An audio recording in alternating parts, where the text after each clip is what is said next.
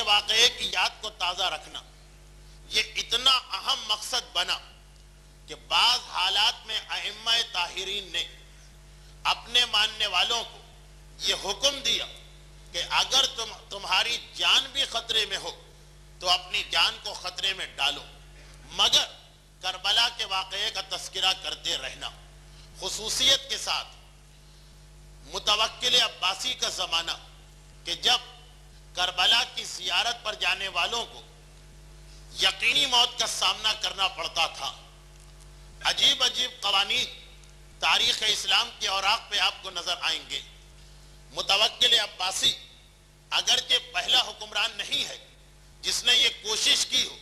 کہ کسی طرح سے کربلا چھپ جائے یا پوشیدہ ہو جائے، لیکن جو قانون متوکل نے بنائے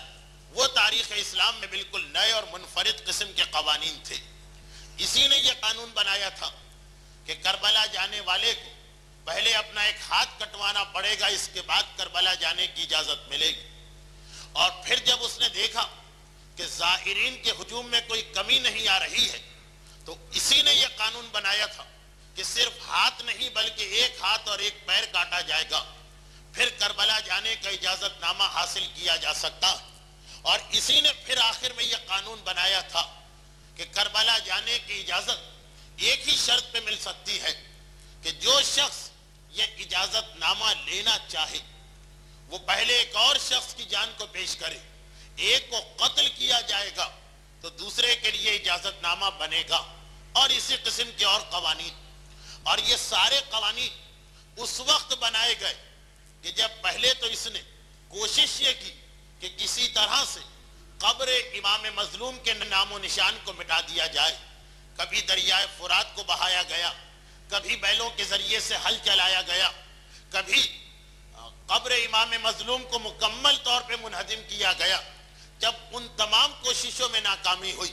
تب زائرین کو روکنے کے لیے یہ نئے نئے قوانین بنے۔ چونکہ تاریخ فی الحال میرا موضوع نہیں ہے، اس لیے سرسری طور پہ یہ جملہ کہہ کے کل میں آگے بڑھ گیا تھا کہ ائمہ طاہرین کے دور میں یہ سارے قوانین بن رہے ہیں۔ خود امام معصوم اس وقت موجود ہیں، ابھی غیبت کا آغاز نہیں ہوا ہے۔ صاحبان ایمان نے رابطہ قائم کیا کہ مولا اس وقت ہماری ذمہ داری کیا ہے؟ جان خطرے میں ہے، کربلا جائیں یا اپنی جان کی حفاظت کریں؟ تو امام نے حکم یہی دیا تھا کہ کربلا جاؤ، چاہے تمہاری جان ہی کیوں نہ چلی جائے مگر قربان کر دو اپنے آپ کو کربلا پر۔ تو اس وقت میں نے یہ جملہ استعمال کیا کہ حج اسلام کے اہم ترین واجبات میں سے ایک واجب، لیکن اگر کبھی انسان کی جان کو خطرہ ہو تو حج کا وجوب ساقط ہے، حج واجب نہیں رہتا، اس سال حج معاف ہو جاتا ہے۔ آئندہ سال اگر استطاعت ہے تو دوبارہ حج پہ جانا پڑے گا، لیکن اس سال حج معاف ہے۔ اور یہ وہی مسئلہ ہے جو اسلام کے باقی واجبات کے سلسلے میں ہے۔ انسان بیمار ہے، روزہ رکھنے سے نقصان ہو سکتا ہے، روزہ ساقط ہے، بعد میں قضا کرنا پڑے گی یا قضا بھی معاف ہے، یہ ایک الگ مسئلہ ہے۔ لیکن بہرحال روزے میں بھی یہی بات، نماز اگر انسان ایسے موقع اور محل پر ہے کہ نماز پڑھنے جائے گا تو اس کی جان کو خطرہ ہے، نماز فی الحال ساقط ہے، بعد میں قضا صحیح لیکن فی الحال ساقط ہے۔ وہی مسئلہ حج کا بھی تھا۔ بعض سننے والوں کو غلط فہمی ہوئی اور کل ہی کسی نے یہ سوال کیا کہ کیا زیارت کی اہمیت حج سے زیادہ ہے؟ اب دیکھیے، ایک ایسا موضوع جس پہ تفصیلی بحث کرنے کا نہ موقع ہے اور نہ ہی ضرورت۔ یقیناً حج واجب ہے، زیارت مستحب ہے، لیکن میں اس بحث کو چھیڑ ہی نہیں رہا تھا کہ حج اور زیارت میں ٹکراؤ ہو تو کس کی اہمیت زیادہ ہے۔ میں تو اس نقطے کو بیان کر رہا تھا کہ حج جو ایک انفرادی عبادت ہے،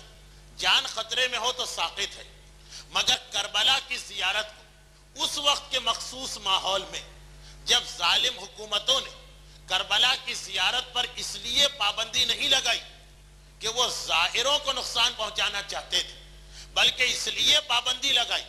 کہ وہ قبر امام کا نام و نشان مٹا دینا چاہتے تھے اور کربلا کی مرکزیت کو ختم کر دینا چاہتے تھے،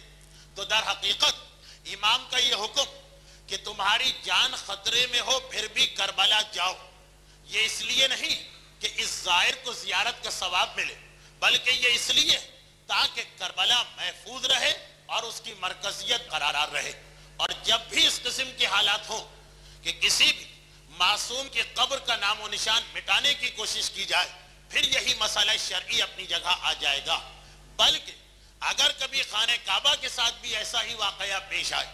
کہ حاجی کو حج سے نہ روکا جائے، خانہ کعبہ کو منہدم کرنے کی کوشش کی جائے، وہاں بھی یہی مسئلہ ہوگا کہ حرمت کعبہ کو بچانے کے لیے جان قربان کر دینا ہوگی۔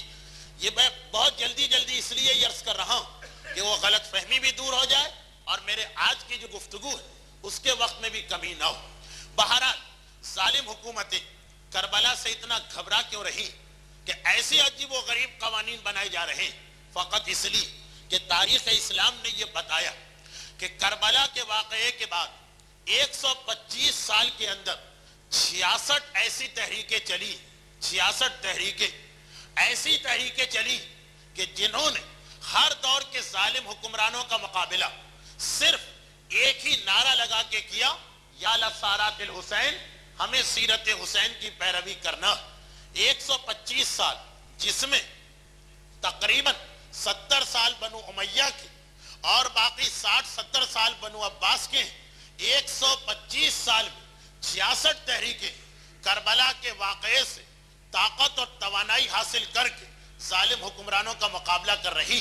اور یہی درس ہے جو قیامت تک کے لیے کربلا نے ہم کو دیا کہ کربلا کو یاد کرنا واجب، عزاداری کو بچانا واجب، محرم کا چاند نظر آئے صف عزا کا بچھا لینا ضروری، مگر اس کے ساتھ وہ قوت و توانائی بھی ہر سال حاصل کرو جس کے بعد تمہیں معاشرے کا مقابلہ کرنا، کربلا کے واقعے کے مقصد کو حاصل کرنا۔